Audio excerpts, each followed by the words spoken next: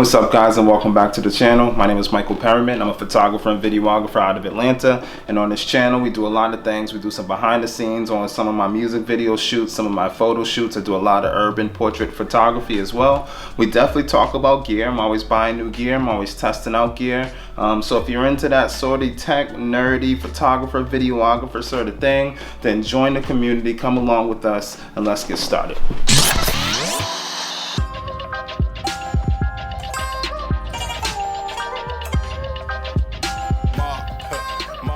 We're gonna go through 5 reasons why. That's one. Five reasons why I believe this right here, the Sony 24mm 1.4 GM is indeed that lens. Let's get into it.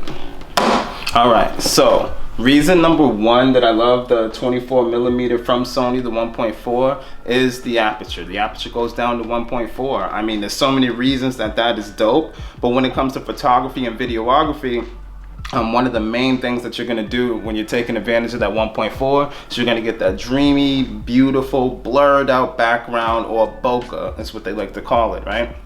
So with a 1.4 lens, you are able to focus in on your subject extremely, isolate your subject from everything else, make it pop, and just have the background just completely disappear in the back, right?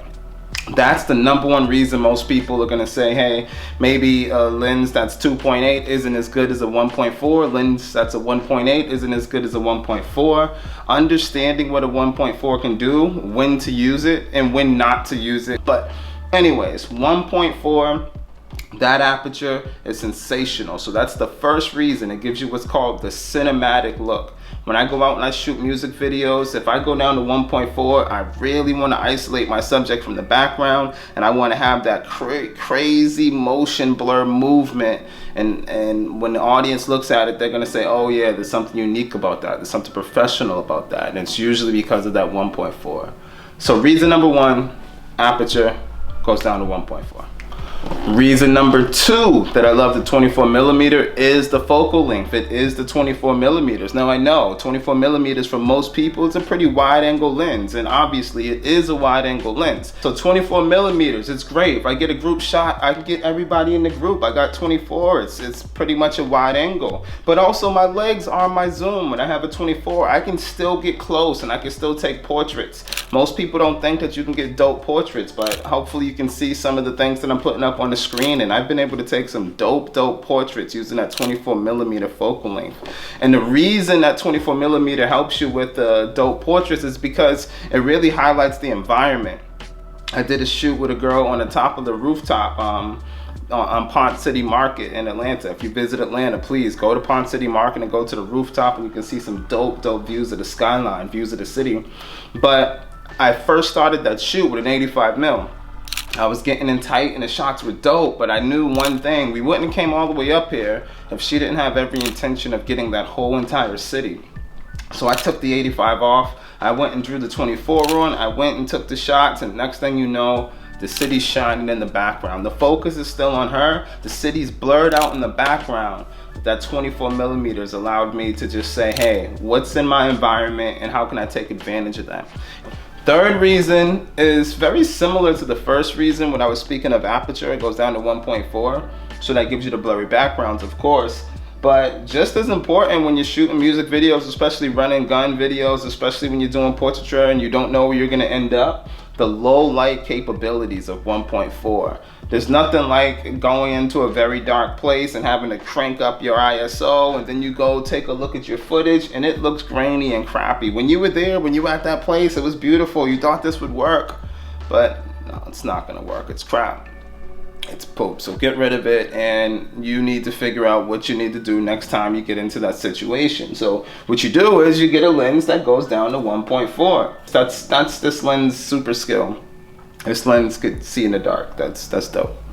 Also, when it comes to both the aperture, which is 1.4, and the low light abilities, this thing has an aperture ring.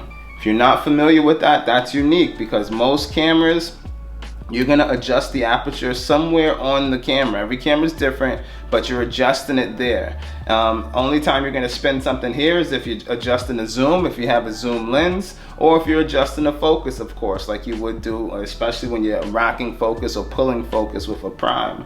But in this scenario, I could actually use this aperture ring to get down to that 1.4 without getting those clicks that one would get when you're using a dial on your camera, and without fiddling around with my camera and looking for it. I'm in a situation where I know I need some low light and I don't have time to play games and I'm on a live shoot. Boom goes the dynamite. Adjustment right there. No movements, no shakes, no jitters. I'm at 1.4, lights coming in, and we're still flying. Reason number 4 is sharp AF. You know what AF means, right? It is sharp. I mean, the only other lens that I have that I own that I think is sharper than this is my 85. And you know, when you're at that focal length, a telephoto focal length, it has the ability to get really close on things and get those minute details. But even at a wide focal length, this 24mm is tack sharp. Even at 1.4, you can get some dope pictures. Usually when you're 1.4, you really want to focus in on something like, you know, maybe your subject's eyes and things like that. But this device right here just provides sharp images, even down to 1.4. If you start stopping it up even more than that, 2.0, 2.8, 3.2, 5.0, this thing is sharp. So if you love taking photography, you get close to your subjects, you're getting sharp images. If you want to make sure your video is just detailed and beautiful, stop it down just a little bit, you know, 2.0, 2.8, man, you're getting some sharp images. All right, but last and definitely not least is the autofocus capabilities of this lens. Anyone who shoots music videos knows sometimes you're putting the thing on a gimbal, sometimes you're running and gunning. If you have a camera that has autofocus like these Sonys always have, you're depending on it. You're hoping it's locked on to someone's eyes. You're looking at little tiny screens. You're out in the sun. You can't really tell. You get home, you put it in, and you lost autofocus.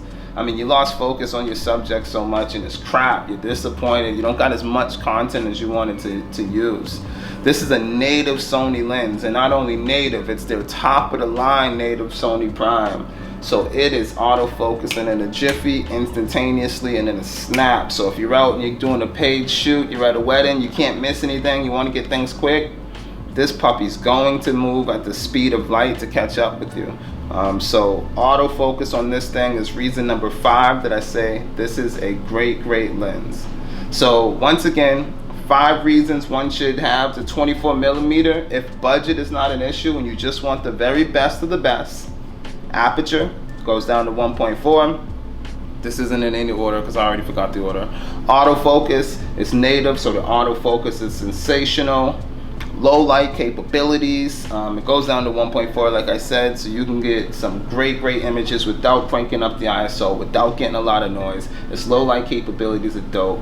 It's also built great. It's also got an aperture ring. It's a beautiful piece of glass. And like I said, it is sharp AF. It is sharp as a mofo, you know, like this lens for a wide angle focal length lens is extremely sharp. Was that 4 or 5? Let me look at my list. Oh yeah, and the last one I missed it, number 5, which was number 2 when I did it originally. It is such a versatile focal length. 24mm, you can get wide angle shots, you can do street photography, you can get up close and do portraits, you can blur out the background at 1.4, or you go down to 5.6 and get a wide angle architecture shot or get a wide angle landscape shot. You can do it all. It's just sensational. So if you can only have one prime and you're using a Sony a7 III like I am, and you feel like you're almost there and you want to master it and you want the best of the best, best of the best, you do photo and video, Sony 24mm 1.4 GM. Holla at your boy, man. Let's go.